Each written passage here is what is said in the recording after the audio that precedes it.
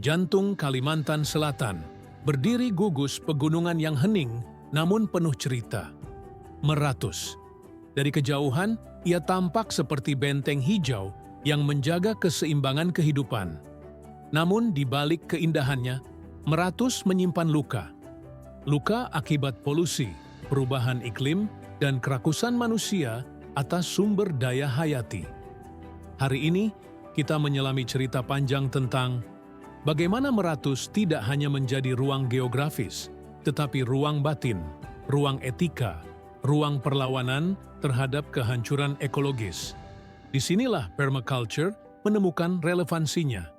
Ia bukan sekadar teknik bertani, melainkan jalan hidup untuk mengembalikan harmoni antara manusia dan alam. Krisis ekologis yang kita hadapi bukanlah sekadar tumpukan data. Banjir bandang, tanah longsor, udara kotor, air keruh, hutan gundul, semua itu adalah cermin dari kesalahan cara pandang. Manusia modern terlalu lama melihat alam sebagai objek ekonomi, sebagai mesin produksi tanpa jiwa. Namun masyarakat Dayak Meratus memberi kita pelajaran berbeda. Dalam praktik rotational cultivation mereka, Pahumaan, Balukar Anum, Jurungan, hingga Kabun Buah, tersimpan sebuah filosofi. Hutan bukanlah benda mati, melainkan sahabat hidup yang memiliki daya pulih, asalkan manusia menghormatinya. Kajian ilmiah membuktikan, setelah 1 hingga 2 dekade, lahan bekas ladang Meratus kembali pulih. Vegetasi muda tumbuh, biodiversitas muncul kembali, tanah yang kering kembali subur. Sistem ini seakan menegaskan, alam punya bahasa sendiri, asal kita tidak memutus siklusnya. Sebaliknya, ekspansi sawit dan tambang hanya menyisakan tanah tandus, air beracun, dan udara berdebu. Peradaban industrial kapitalistik yang rakus telah menukar keanekaragaman hayati dengan angka keuntungan jangka pendek. Dan manusia, ironisnya, menjadi korban dari kerakusannya sendiri. Meratus mengingatkan kita pada pertanyaan filosofis yang sederhana, namun mendalam. Apakah manusia ingin hidup berdampingan dengan bumi atau menghabisinya? Permaculture menjawab dengan tegas. Keberlanjutan tidak lahir dari teknologi semata, tetapi dari kesadaran, dari etika. Dari kesediaan kita mengakui bahwa manusia adalah bagian dari kosmos, bukan penguasanya.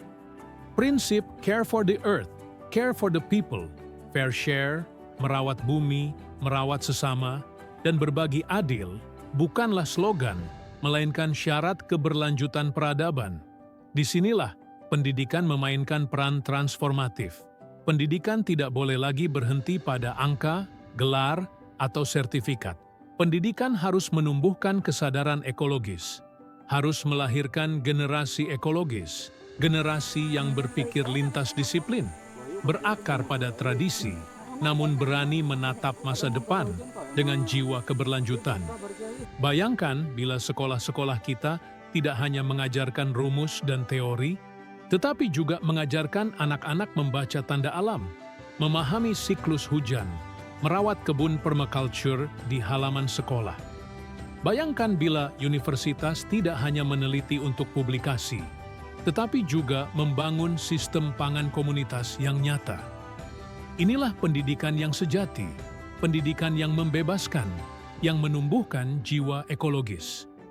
Meratus juga mengajarkan kita tentang ketahanan pangan. Di tengah gempuran pangan instan dan pasar global yang rapuh, masyarakat Dayak tetap teguh pada diversifikasi pangan mereka.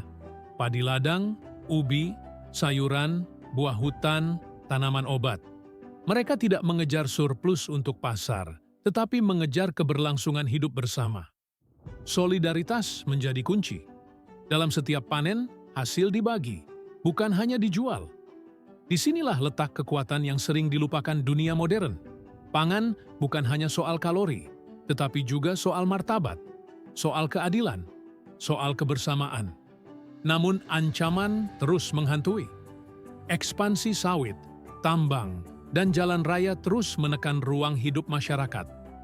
Modernisasi memaksa generasi muda meninggalkan ladang dan hutan, mengejar pekerjaan di kota, seringkali dengan meninggalkan akar identitas mereka. Pertanyaannya, akankah kita membiarkan Meratus hanya menjadi cerita nostalgia atau menjadikannya pusat kebangkitan ekologis? Fakta global membuktikan permaculture bukan sekadar mimpi lokal. Dari Amerika Latin hingga Afrika, dari Eropa hingga Asia, permaculture telah memperlihatkan kekuatannya, membangun ketahanan pangan, menjaga biodiversitas, mengurangi emisi karbon, dan memperkuat kohesi sosial. Meratus adalah bagian dari mosaik global itu, sebuah laboratorium hidup di mana teori permaculture bertemu dengan kearifan lokal Dayak. Dari Meratus, dunia bisa belajar bahwa keberlanjutan bukan utopia, melainkan kenyataan bila manusia mau kembali merendahkan hati di hadapan alam. Kini, kita sampai pada inti pesan. Permaculture Meratus adalah panggilan untuk lahirnya generasi ekologis.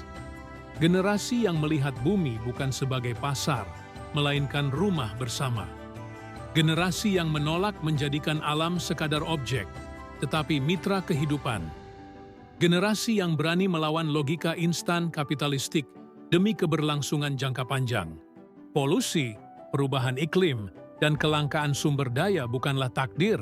Mereka adalah hasil dari pilihan manusia. Dan karena mereka hasil dari pilihan, maka mereka bisa diubah. Meratus memberi kita harapan bahwa dari sebuah pegunungan di Kalimantan, kita bisa belajar tentang kesederhanaan yang menyelamatkan, solidaritas yang memulihkan, dan kesadaran yang menyehatkan. Permaculture bukan sekadar metode, ia adalah jalan hidup. Jalan yang menuntun kita keluar dari krisis menuju keberlanjutan. Jalan yang mengingatkan kita, bumi bukan warisan nenek moyang, melainkan titipan anak cucu. Dari Meratus, kita belajar. Dari Meratus, kita bergerak. Dari Meratus, kita percaya bahwa generasi ekologis akan lahir, dan bersama mereka, harapan bumi akan terjaga.